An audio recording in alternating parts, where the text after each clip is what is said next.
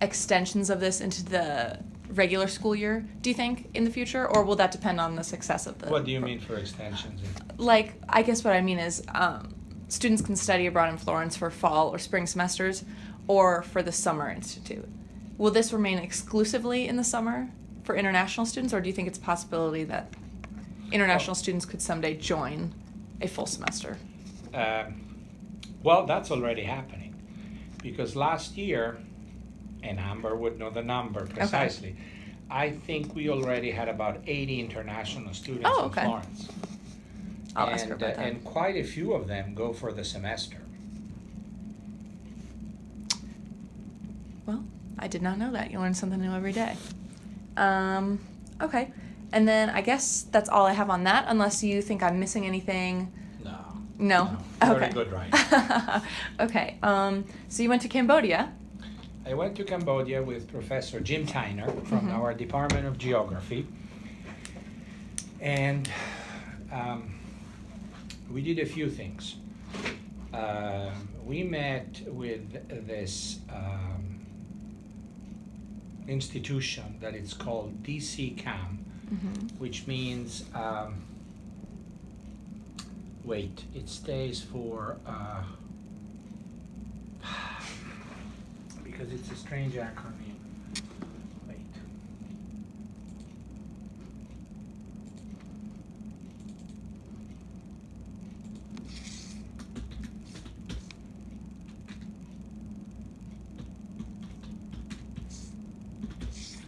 Who knows?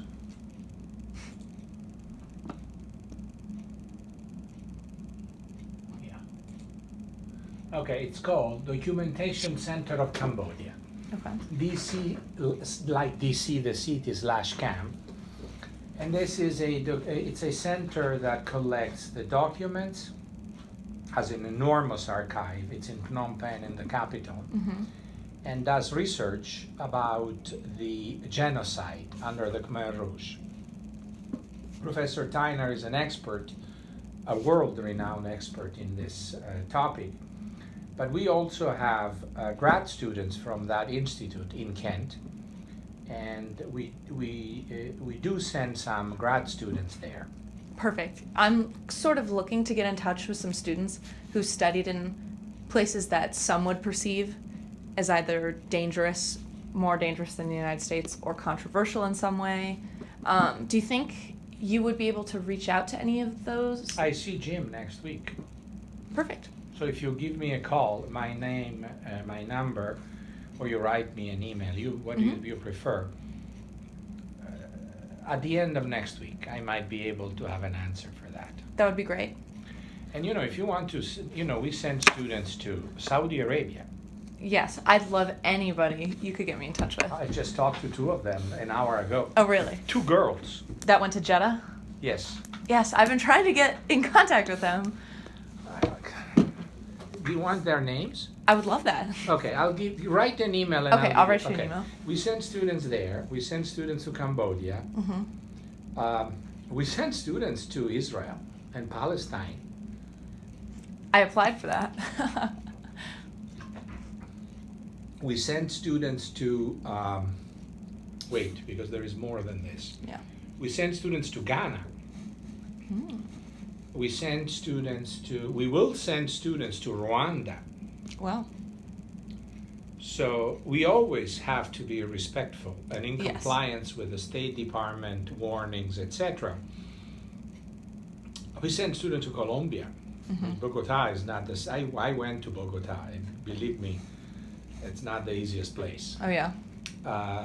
But I think there is a lot to learn.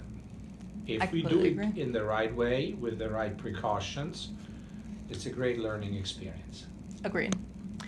Okay, so I should write you an email at the end of this week or next week, you said? Next week. Jim, I just wrote to him today. I think my assistant will schedule a conversation. I'll talk to you about students in Cambodia, students in Saudi Arabia, and students in Africa. That'd be amazing. Okay. And then I guess finally, I just had a question. Do you know where I would find information on how many students Kent has sent to study abroad last year? I have that information. I would love to get that if you have it on hand. Yeah, I do. Just give me a moment. Should be here. Allora.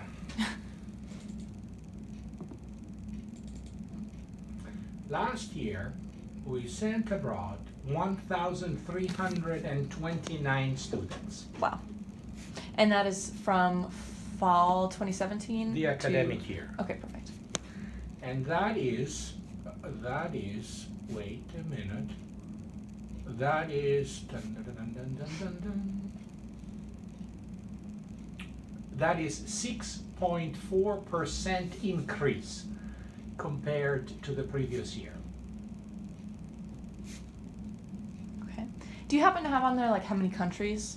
64. 64 countries. I'm good with numbers. How many programs? I can see. How many programs? 200. Wow. More. Let's say 200. Okay, 200. Wow, that's super helpful. Yeah. Okay. Anything you think I'm forgetting? You think I should look But into? what are you writing about? If I don't know that. Okay, so there's a couple things. I'm writing about the new Florence Institute, just as its own thing, and then I want to do a story on how Kent decides where to send students if it's considered controversial or dangerous, and I'm going to include how some consider. Can I give you an advice? Yes. An advice as an old man. Yeah, I'm of course. European. I'm Italian. I taught European history for 25 years. Yes. There is one thing that we have in mind. I would call it beyond Europe. Mm-hmm. We have to think of study abroad beyond the traditional European destinations. Yeah. Because the world is changing. There is a lot to learn everywhere, and there are different things to be learned in different places. Mm-hmm. So the fact that American universities, including Kent, send the majority of their students Yes. to Western Europe, I think is a limitation to the potential horizons of education. I agree. That's what I would like to do. That's exactly what I want to explore in that, like why there's perceptions about certain countries that are inaccurate, I'm sure, in terms of how safe it is to study there, because everybody perceives Western Europe as like the go-to, you know. So that's very interesting, and that is kind of what I want to look into with that. And I want to talk to some students who've gone to these places to kind of see. Amber will have he has all Yeah, the exactly. list. To like see how if they can like dispel any myths, I guess, about. Why don't you call them prejudices? Yeah. Biases, prejudices, of course, because, you know, people are misinformed, the media misinforms, stuff like that. So that's one of them. What was the other one? Oh, and the number of students studying abroad. I think studying abroad is a fantastic thing. I was just curious as to the impact of the carbon footprint of sending so many students abroad. And I just wanted to look in to see if Kent was doing anything to offset those numbers, you know, because like you can buy carbon offsets for your flights these days, and it's possible that they're doing stuff like that, but that also could be put on the student, you know. So that's where I'm looking at the numbers. Mm-hmm. But that's not to say that I think like, you know, people shouldn't go abroad because of the impact on the environment. Just that ecotourism and sustainable travel is a big trend. Well, you know, that's my daughter. Yes. How old are you? 20. Okay. She just turned 21. Mm-hmm. I'm having a conversation with my daughter now. Yes. Because my daughter would tell me exactly the same thing. Mm-hmm. She's studying environmental science at Oregon State. Mm-hmm. And she drives me crazy with the What is your first name again? Madison. Madison. Listen to me, Madison. I'm a man that reads the newspaper, many newspapers, every Mm-hmm. morning. And that's enough to depress me for the things that I see. Mm-hmm. And I agree with you. Believe me, I agree with you. I am someone that spends 170,000 miles on an airplane every year. Mm-hmm. You know my contribution to the destruction of the environment. Mm-hmm. But if you do that for something good, Mm-hmm.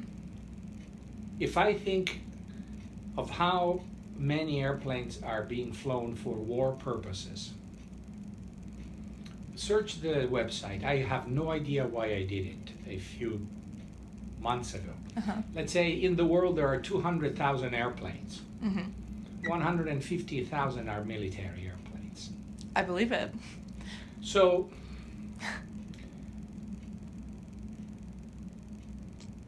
it is true what you say. It is true. It is true. It is true. But at least it's for the right cause. I completely agree. So I think there couldn't be a better but reason there are to do ways to be smart about that. Exactly.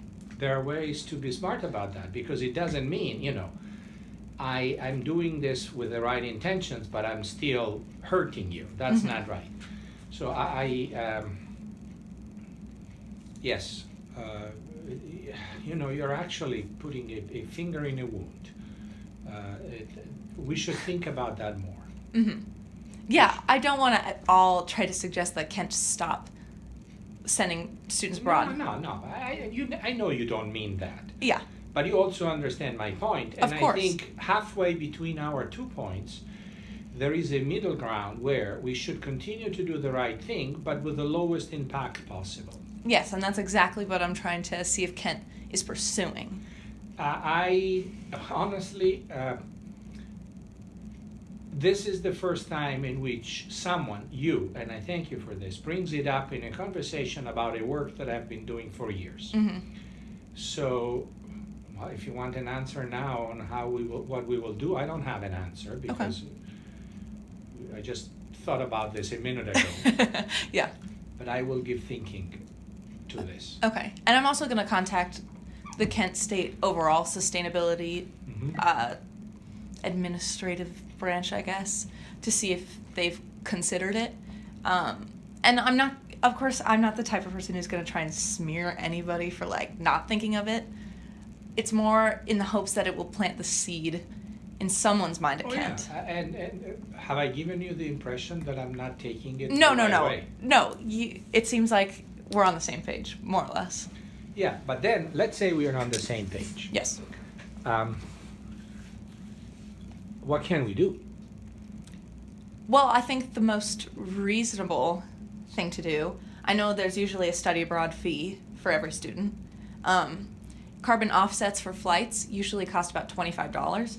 So adding that onto the fee, and those carbon offset fees usually go to funding sustainable resource technology, wind farms, solar farms, stuff like that. So it's not a direct removal of carbon from the environment, but rather investing that in. Well, why not be more extreme than you?